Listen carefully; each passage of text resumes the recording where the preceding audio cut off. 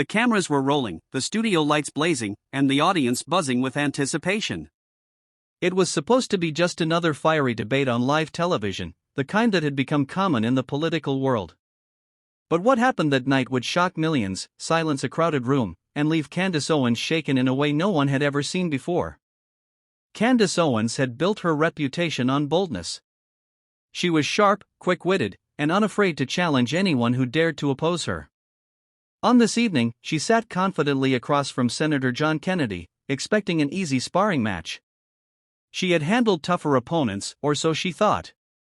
Her fans in the audience were ready for her trademark comebacks, her fiery retorts, and her ability to turn any argument into a victory. John Kennedy, on the other hand, sat calmly. He was known for his southern wit, his plain-spoken charm, and his ability to deliver hard truths without raising his voice.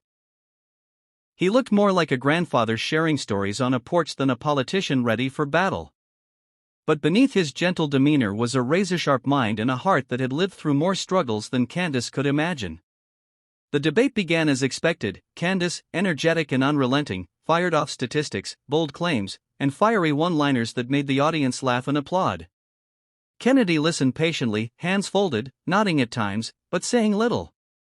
When it was his turn, he leaned into the microphone and began softly, "Miss Owens, you're smart, no doubt about that. But sometimes, being smart isn't the same as being wise." The room went quiet. Candace laughed it off, tossing her hair and replying, "Well, Senator, with all due respect, wisdom doesn't pay the bills. Facts do. And the facts are on my side." Kennedy didn't flinch.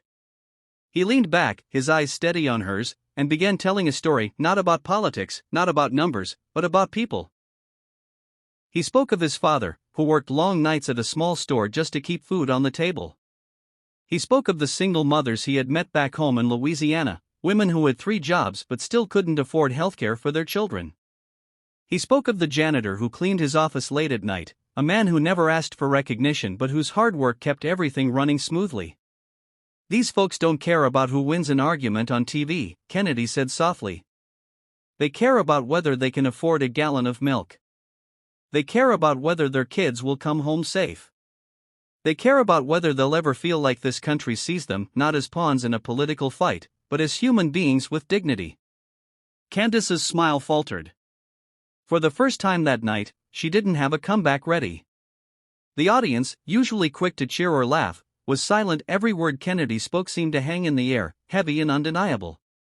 Then Kennedy leaned closer. "Miss Owens, you say the facts are on your side. But let 'em.